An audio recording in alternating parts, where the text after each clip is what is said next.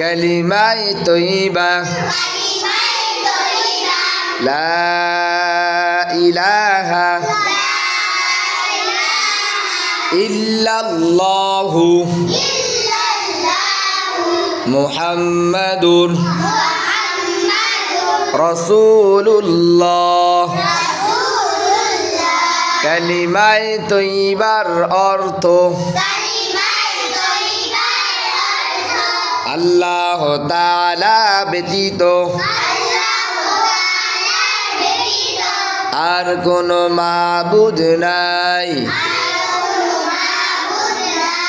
হযরত মুহাম্মদ মুস্তাফা হযরত মুহাম্মদ মুস্তাফা সাল্লাল্লাহু আলাইহি ওয়াসাল্লাম আল্লাহ তাআলার রাসূল।